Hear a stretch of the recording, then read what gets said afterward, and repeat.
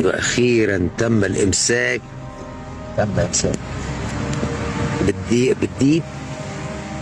مسكت 2. مسكنا 2 اه. دي انثى. دي انثى، مسكنا الذكر اول امبارح. لا انا حاول ادخل عند الحاج عبد الحميد في بير واحد، ده اللي كان عمل مشاكل كتير هناك في الثروه الحيوانيه في بير واحد القصر.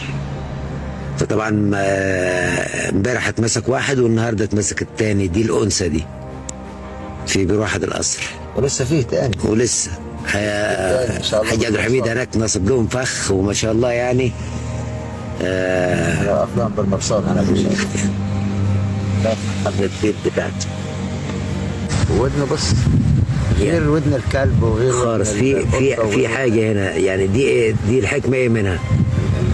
الجويل ده عشان ده عمليه صد اللي هو بيعملها لما يمشي في الصحراء بيمتص الهواء، زي ما تقول ايه، يصد الهواء في الحته التجويفه دي عشان ما يمنعوش ان هو ايه يسمع يعني.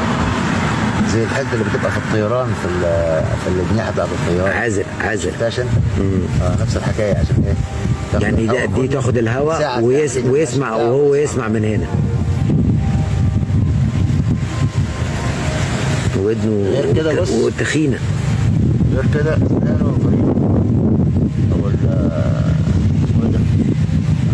انا شفت الفك بتاعه، الناب بتاعه خلف خلاف، واحد كده والثاني في خلاف اسوان حاجه.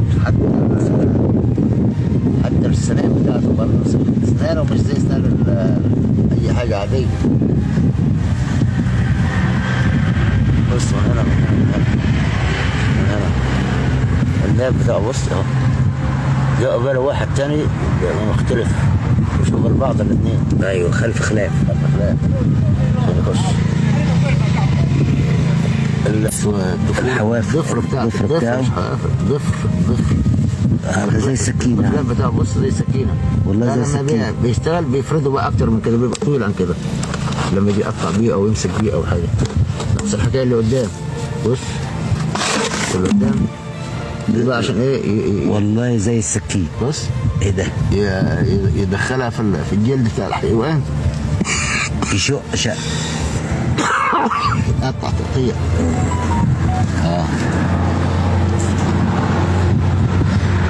دي بقى اول امبارح مسكنا الذكر بتاعها، ودي الانثى بقى، فكانت لازم هتجيله ان شاء الله بكره او بعده هيجي ابوه وامه لازم هيجي كبار خالص بقى. لازم هيجي يدور عليهم. فاحنا برضه ان شاء الله هننصب لهم، لان هو بيبقى زي فريق. ده هم اصل الديب ما يمشيش واحد لوحده، بتبقى فصيله مع بعض كده او بتبقى فريق مع بعض. وبعدين ودنه تخين. غريب الودن بتاعه، بتبقى يعني بص يمشوا سرب مع بعض. المهم ما يبقاش اقل من 2، ما يبقاش اقل من 2 مع بعض وهم ماشيين. انا معاك لما نمسك التانيين ان شاء الله هنمسك التانيين باذن الله ان شاء الله. انا جبت لها الدكتور محمد عماد علق له محلول عشان كان ايه انا والدكتور ده برضه ايه بقى فتن فيه لغايه ما نتصرف ان شاء الله فيه. شوف نعمل ايه.